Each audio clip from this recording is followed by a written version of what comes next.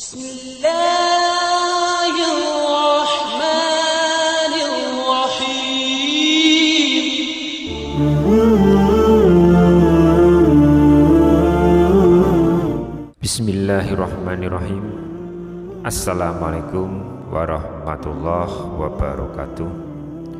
Syukur alhamdulillah kita masih diberikan kesempatan dan dipertemukan kembali di channel ini.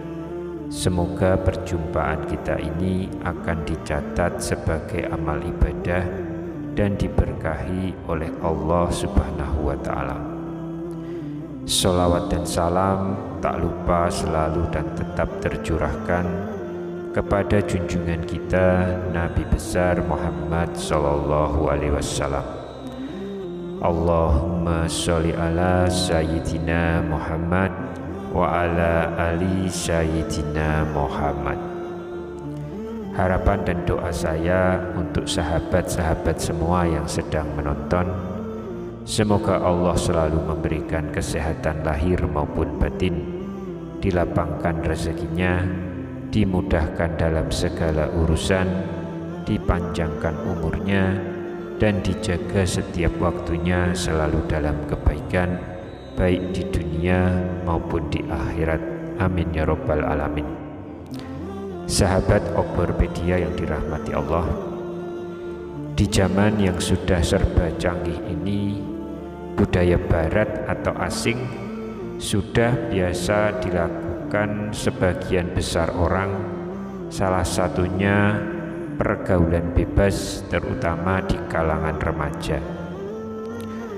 Hubungan antara laki-laki dan perempuan sudah menjadi sangat wajar dan tidak dilarang. Padahal dalam agama Islam, hubungan pacaran antara laki-laki dan perempuan sangat dilarang karena bisa menjerumuskan pada perbuatan zina. Faktanya saat ini sudah banyak gadis yang hamil di luar nikah yang terjadi karena kecelakaan. Adapun hukuman dari perbuatan zina ini adalah dengan rajam atau lemparan batu hingga mati bagi pelaku zina muhson, dan hukuman dera atau cambuk serta diasingkan 1 tahun lamanya bagi mereka yang melakukan zina ghairu muhson, sebagaimana yang disebutkan dalam firman Allah Quran Surat An-Nur ayat kedua. Perempuan yang berzina dan laki-laki yang berzina, maka deralah tiap-tiap seorang dari keduanya 100 kali dera, dan janganlah belas kasihan kepada keduanya mencegah kamu untuk menjalankan agama Allah. Jika kamu beriman kepada Allah dan hari akhirat, dan hendaklah pelaksanaan hukuman mereka disaksikan oleh sekumpulan orang-orang yang beriman. Firman yang lain ada di Quran Surat An-Nisa ayat ke-15 yang bunyinya, dan terhadap para wanita yang mengerjakan perbuatan keji, hendaklah ada 4 orang saksi di antara kamu yang menyaksikannya. Kemudian apabila mereka telah memberi persaksian, maka kurunglah mereka, wanita-wanita itu, dalam rumah sampai mereka menemui ajalnya, atau sampai Allah memberi jalan lain kepadanya. Lalu bagaimana cara seseorang jika ingin bertobat dari perbuatan zina? Maka yang harus dilakukan adalah yang pertama, menyesali perbuatannya. Tidak akan terhapus dosa seseorang jika tidak mengawalinya dengan penyesalan. Rasa sesal yang dirasakan oleh seseorang yang berbuat zina dapat mengembalikannya pada jalan yang benar dan kembali pada Allah Subhanahu wa Ta'ala. Menyesali dosa yang pernah dilakukan dapat membersihkan hati dan memantapkan niat jika rasa sesal itu dijadikan awal dan cambuk untuk bertobat kepada Allah Subhanahu wa Ta'ala. Kemudian yang kedua, melakukan taubatan nasuha.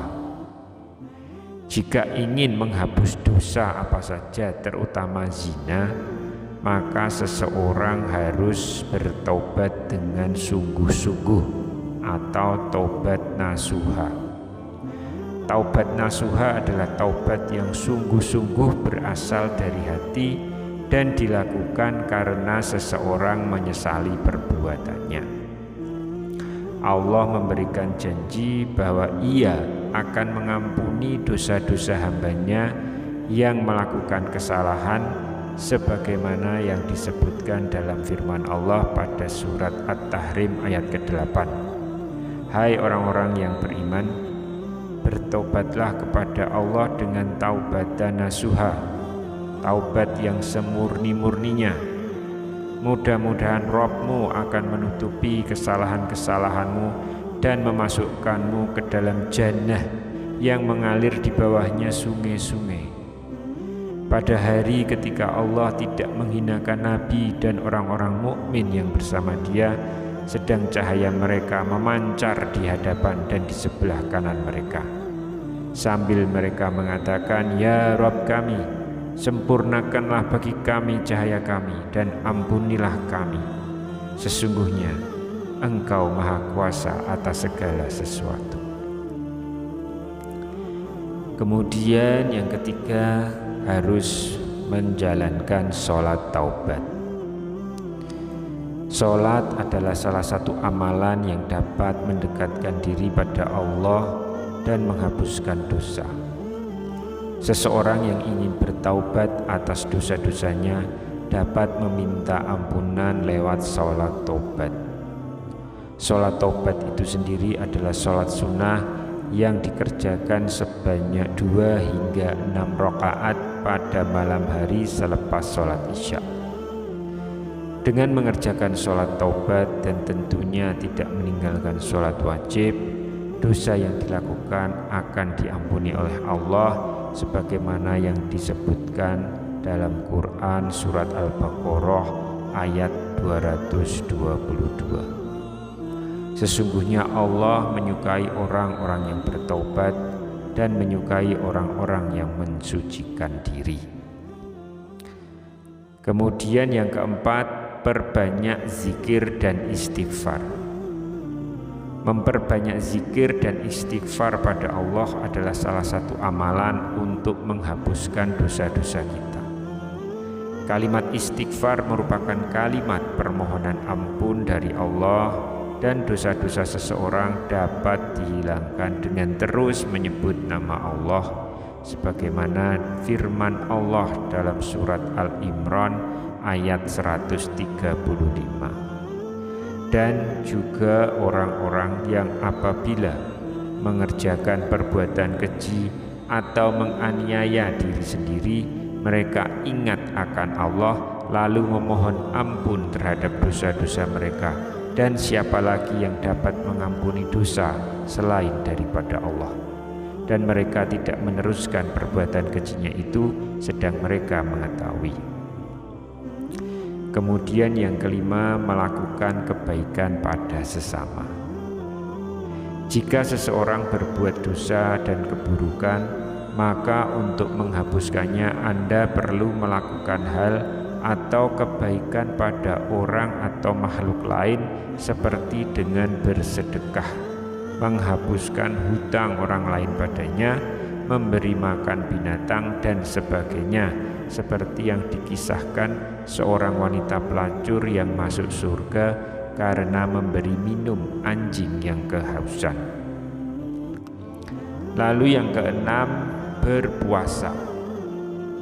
Berpuasa adalah salah satu cara melatih hawa nafsu dan kesabaran Anda. Puasa juga dapat menghapuskan dosa apabila dilakukan dengan sungguh-sungguh, terutama jika melakukan puasa sunnah seperti puasa Arafah dan Asyura. Kemudian yang ketujuh, memperbanyak membaca Al-Quran.